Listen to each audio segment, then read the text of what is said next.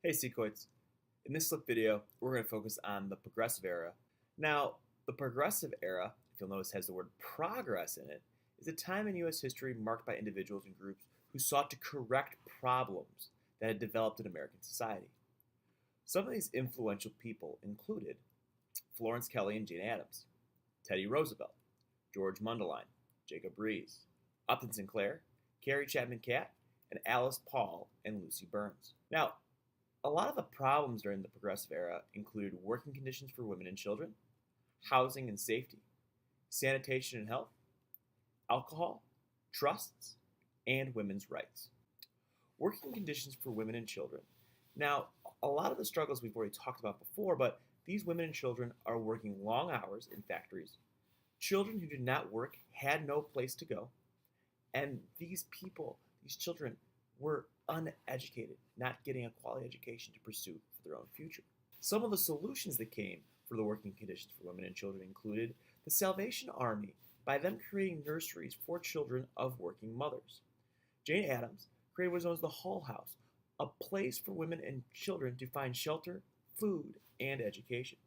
And then Florence Kelley was very influential when it came to an advocate for improving the lives of women and children. And in Illinois, the Factory Act of 1893, it prohibited child labor and limited women's working hours. Now, for housing and safety, immigration and urbanization led to crowded housing and safety issues. This is called tenement housing, where you have a lot of people crammed into one space. As you can see in the images on the right, you have some unsafe fire escape ladders. And the main issue that took place was known as the Triangle Shirtwaist Factory in 1911. And this is where women were locked in the building as a fire broke out. And they were unable to be saved, not just because of the fire escapes, but because no sprinkler system was put in place. And by there only being one fire escape, over 145 people died in that fire.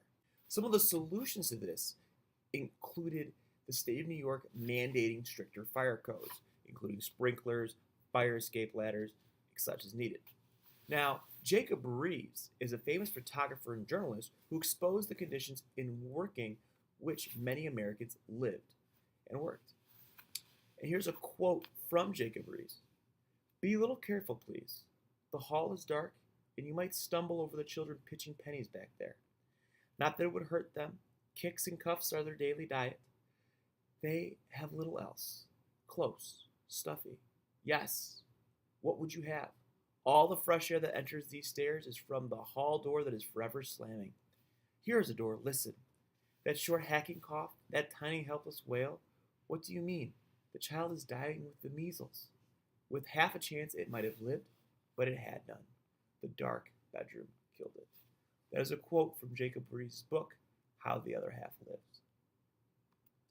Now, Jacob Riis was also known as a muckraker, and this name was given to someone who was a journalist to expose the dirty side of society in regards to the early 1900s, whether it be, the living conditions and, the sanitation conditions of where people were living. And for sanitation and health, very low, if any, standards were created for consumer protection. And nowadays, we have a lot of things in place to let us know that products that they are safe. And because of sanitation and health solution, one of the big things that came out of the Progressive Era is a book known The Jungle by Upton Sinclair. And what this book did is that it highlighted the horrors and the disgusting practices in the meatpacking industry. And I love this quote that he was using for is that I was aiming at the public's hearts, and by accident, I hit it in the stomach. And what this book led to is reform for the American public by the people. And this is where you start to see the creation of the Pure Food and Drug Act, the FDA, the Food and Drug Administration, along with the Meat Inspection Act. Alcohol was another thing that many Americans believed that the United States was in need of a moral reform to some of society's problems, which included unemployment, domestic violence, and poverty. Families had earned hard wages, but many of the fathers were spending these on alcohol and consuming them. And that people had found when people were consuming alcohol, the workers were not as efficient. Some of the solutions that came with this include the Women's Christian Temperance Union, the WCTU, which led protests, Anti-Saloon League, and they wanted to lower the consumption of alcohol, but ultimately what ended up taking place was known as Prohibition in 1920 with the 18th Amendment, and it made the sale, consumption, and distribution of alcohol illegal. Some of the problems that came with Prohibition include increased organized crime. With these tall buildings, it's harder to regulate what's actually taking place with alcohol consumption. Dark alleys, making it difficult to see if these people are actually drinking it. And with mobbing gang violence of who's going to control, the bootlegging or the illegal alcohol sales.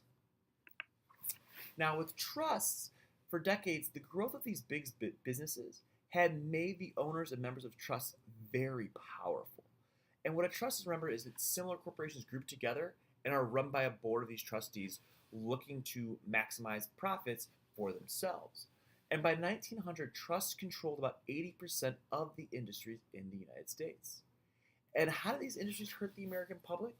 Basically, they are taking a bigger cut for themselves and not looking out necessarily for the American consumer going forward.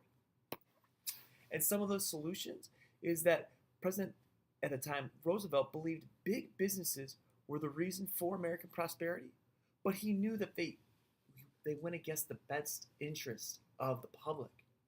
And the Sherman Antitrust Act of 1902 made the U.S. government accountable for investigating and busting any trusts.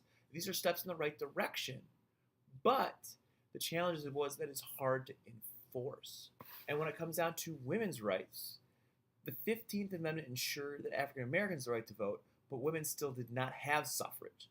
The definition of suffrage is the right to vote. And by 1890, suffragists had united in the National American Women's Suffrage Association and pursuing for that right to vote. Now, some of the options that women had presented for themselves were they could try state by state to get each state to grant women the right to vote. They could try and test the 14th Amendment and try and bring voting and bringing their case to the Supreme Court. And the last option was the National Amendment and ask Congress for a constitutional amendment. And ultimately, that's what ended up taking place with the 19th Amendment that gave all women the right to vote in 1920. Thanks for tuning in to today's Flip video. If you have any questions, just do a quick rewind or just ask me in class. Have a great day. Take care. Bye.